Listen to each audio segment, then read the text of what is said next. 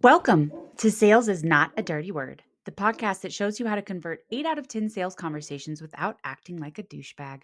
I'm your host, innovative sales coach, Aleasha Bahr, the creator of the Black Sheep Sales Method, because if it's a fit, it's a fact, and there's no selling involved. If you're a service provider selling your own service who's ready to sell differently than the mainstream status quo and win more sales without pressure, pitching, or pretending to be someone else, then this is for you. If you want to know more about the Black Sheep Sales Method and get my new book, then go to www.aleashabar.com. So, this episode is about the difference between B2B and B2C sales. And if you don't know what that acronym means, it's business to business or business to consumer. So they're definitely different audiences, and sometimes people try to use the same strategy for both, and it's very frustrating because it's not really going to work the same. So sometimes it's really easy to see that an offer is for a consumer, like a vacation or weight loss or something like that. And you know that you're going to have a different approach in that instance. You're going to focus more around emotion and the impact on their family and their life and all of those things. For a vacation, it would be about memories, right? And what that creates for them. And with weight loss, it would be around confidence and how you show up differently when you feel good, your energy, your clarity, your lack of brain fog, all of those things, right? You're going to talk about a different type of result, and you're going to talk about the emotion a lot more and understand that they have different resources. So, when you're talking to a business, they have budgets. They have business budgets that they expense as something that they don't pay taxes on. Oftentimes they have them set aside and specifically assigned to something like marketing or HR or employees or whatever. And that makes it a lot different. That conversation isn't about whatever's in their personal savings or their personal income. So when you're talking to a consumer, you're asking them to part with their personal funds. And there's a lot more fear and emotion tied to that. Where a business, if they're a business that's been doing this a while, they understand that budget is needed for different elements of your business, and you should expect that not everything is going to work. You need to test some things. You need to try some things. Consumers are not really coming in with that mindset. It's also a lot more of a logical conversation with a business because you can speak about a very tangible result for their business that kind of has more of an impact across a lot of areas. So in marketing, you can talk about the impact on their employees, their sales, what that means for the future of the business, their brand, the equity that creates with an audience. With a consumer, you can only talk about the impact it's going to have on that one person, right? So it needs to be positioned differently. And what's really tricky is that sometimes what you're selling might seem like it's going to be to another business, but they're really more of like a consumer. So, for example, insurance agents, loan officers, lots of coaches and consultants, they don't have business budgets the same way as a business with brick and mortar locations, or what am I thinking of? Brick and mortar locations, or like inventory that they're managing and employees. Companies with W-2 employees typically have different budgets.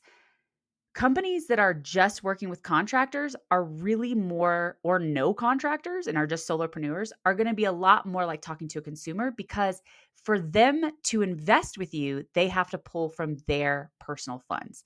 And this happens so much. I've worked with a lot of people who work with loan officers or insurance agents and coaches, and the conversation is much more around the fear of something not working, the fear of investing and being wrong again, the fact that they've been so burnt. Med spas, even though they have brick and mortar locations, the conversation feels very similar to the conversation with the consumer. And you're going to want to focus, even though those people might have similar goals to a business, right? That's what's confusing. They might want higher revenue, or they want to work less hours, or they need automations in their business, but the motivation for it is different and their access to resources is different. Their mindset and what they want to see and hear is also very different. So when I sold marketing to corporations, it was really easy for me if I was talking to the marketing director to say, we're going to take all of this off your plate and you're going to get this many hours back. And these are the different types of campaigns we're going to do, which is going to make you look really good to your boss, right? They're going to be super happy because we're going to have all these opt ins. That marketing manager isn't like, yeah, but what's that going to do for my bottom line, right? They aren't worried about every lead meaning money. Whereas if you're talking to somebody who's more of a consumer, like insurance agents, loan officers, med spas, et cetera, they're like, no, I need to know every lead is going to turn into something. And you have to show them how that's going to happen in a much different way.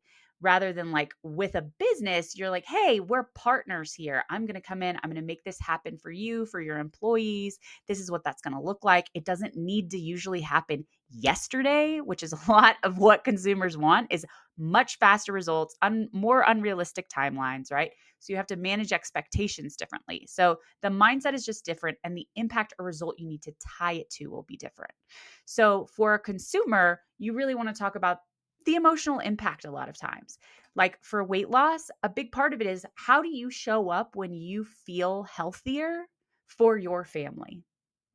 Like, let's think about when you looked the best you ever looked, or you had the most energy that you've ever had. How did you show up differently than when you felt horrible about yourself? And they can see the connection there a bit more. Like, oh, I am a better mom, especially with women, because they have such an issue doing anything for themselves. They're very used to sacrificing for everybody, and they don't realize that actually not taking care of themselves is a dick move to everybody around you, because you're angrier, you're meaner, you're just not as quality, right? It's like when my husband is being mean, I'm like, what do you need?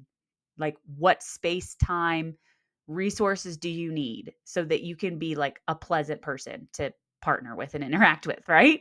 So self-care is really not selfish. I know people say that, but helping a consumer get to that insight is such a different process than a business understanding how your process fits into their current processes and workflows and makes their life easier, or creates some kind of very tangible outcome rather than a more intangible outcome.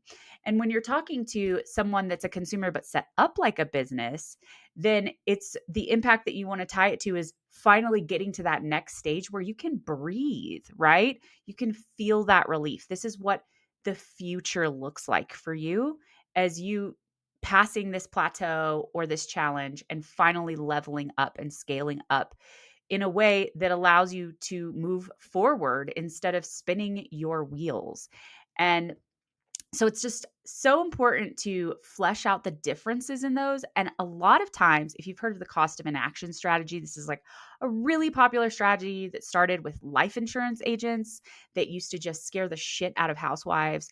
That like if their husband died, they would be destitute and their children would have not be able to get educations or be housed or clothed or whatever. And they've really applied it to a lot of consumer products like time shares. Like any kind of coaching offer is usually using this strategy.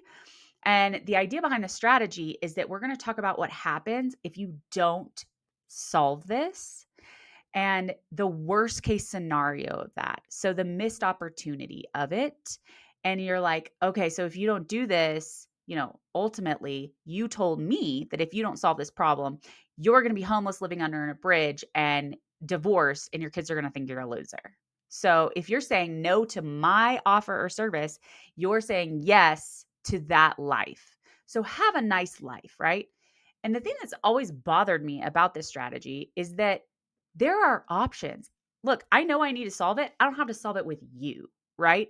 And the way the conversation is positioned makes it seem like that's the only choice or something. So when you do this with businesses, it does not work. Like a real business, when I was selling marketing, if I did that in any sort of corporation, they would laugh me out of their office. Like, okay, like I can't just talk to the other advertising rep that I was talking to and do something with them. Like, get out of here.